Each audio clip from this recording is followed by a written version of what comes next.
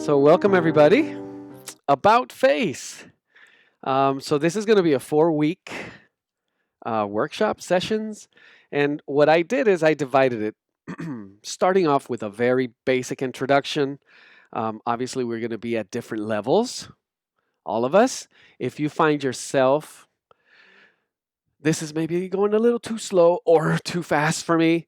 I figure every single exercise that I planned is going to somehow let you find your own pace.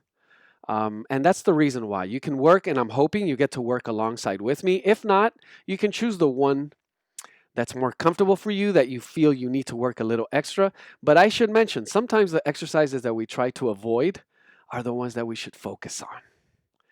So I have and I tend to do this all the time. If you already know this, um, just a refresher. I have a set of 5 pencils here. Actually, I have more like 20. But I separated these 5 pencils here, and they have these little letters: 2H, HB, 2B, 4B, and 6B. What do they mean? And I always do this just in case you don't know about this. We start off with 2H. So let me just go ahead and write here 2H and go all the way over here to 6B. And I'm hoping you could already kind of see the difference. 2H, you barely see it. 6B, you can actually tell already. H just stands for hardness. The higher the number that follows the letter H, the harder that pencil is. B means blackness. So the higher the number with the letter B, the blacker it is. Now there's two things. The harder the pencil, it also means the lighter. The blacker the pencil, it also means softer. So there's two things: lighter, darker, softer, harder. That's pretty much everything you need to know. The one we're going to be using for the most part today is I'm going to be using an HB, which would be the middle. You could also go with a 2B, which would be like a number 2 pencil.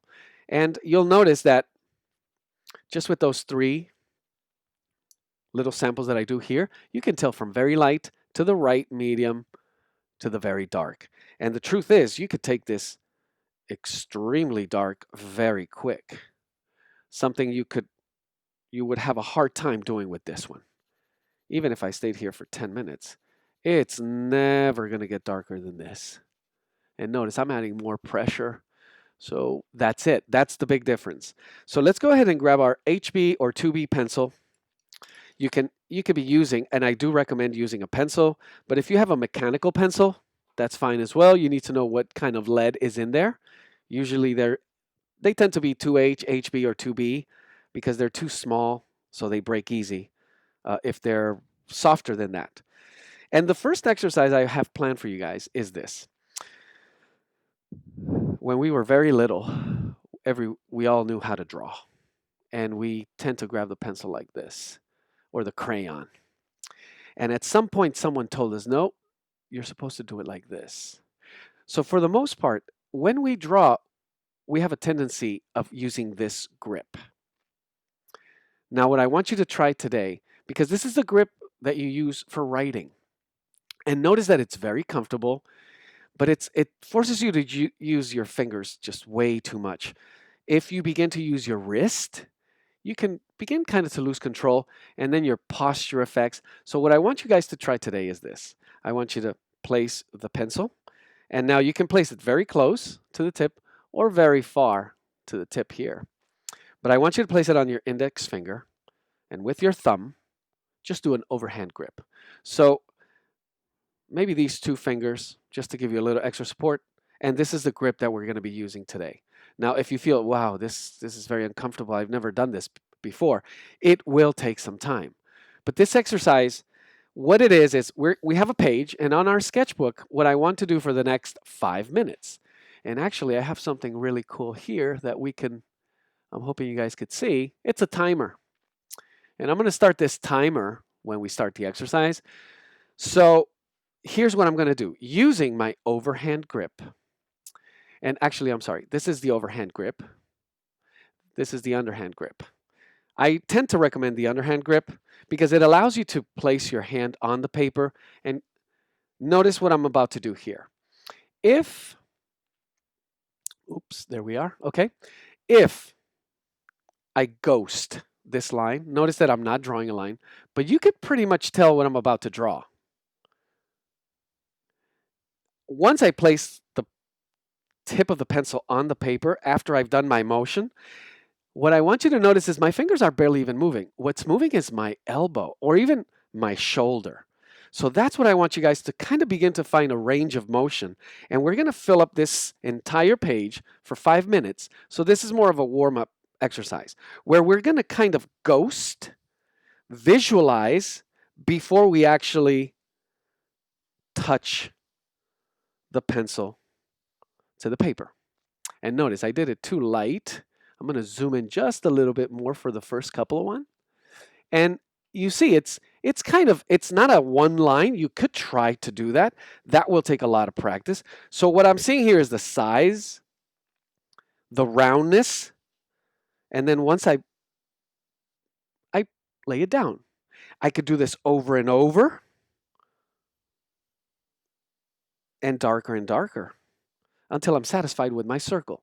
And what we're going to do is we're going to fill this entire page with a variety of different sizes, different size and different light and darkness of circles. Not too big. I mean, you can fill up the page in 30 seconds if you do 4 big ones.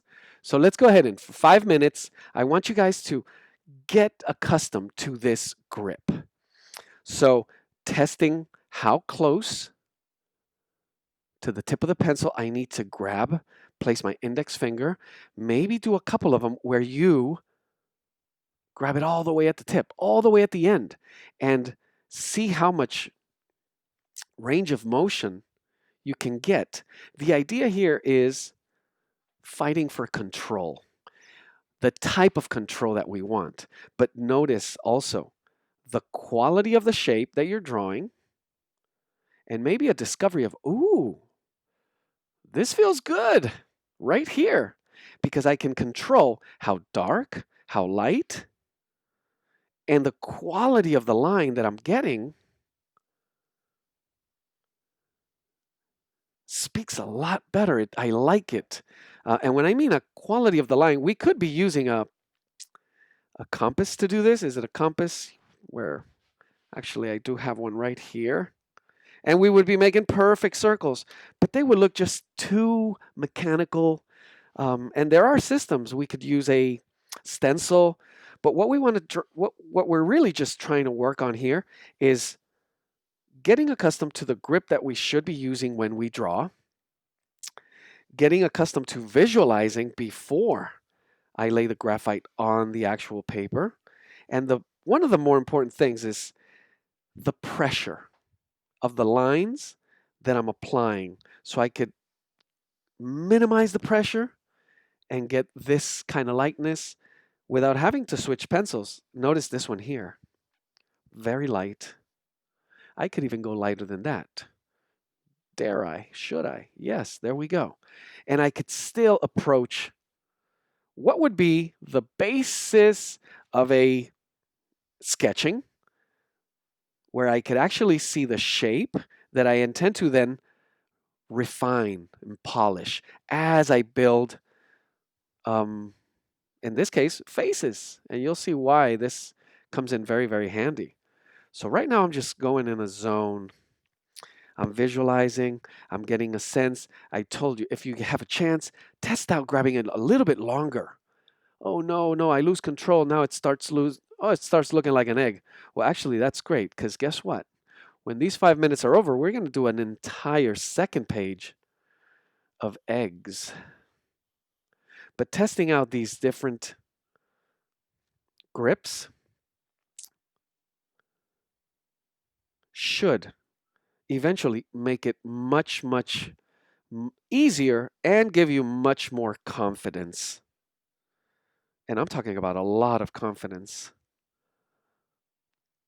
Now, if they're not coming along, I should mention, we talked about pressure. So another thing to keep in mind here, and yes, you could overlap them. That'd be fine. And I'm about to do that. The other thing is speed. You control your own speed, your own pace, your own pressure. And that is what it's all about. That pace, that speed, that pressure, that lightness or darkness that you find absolutely pleasing to you. That's what matters. Finding how and which is the most efficient way to do that consistently.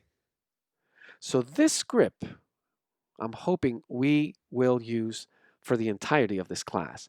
Now, here and there, you might switch back to that writing grip because you're so used to it and you're going to want to put details and eyelashes.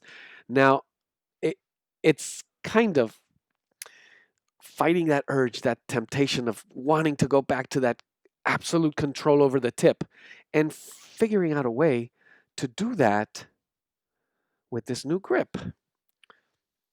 I should have mentioned as well, you also have counterclockwise, clockwise. So in these last 30 seconds, if you haven't even thought about it, which way was I going? Clockwise, meaning left to right, or counterclockwise, right to left? And go ahead and do a couple of them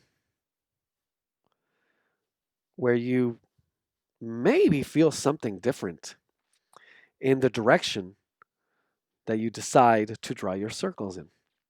And that's pretty much it.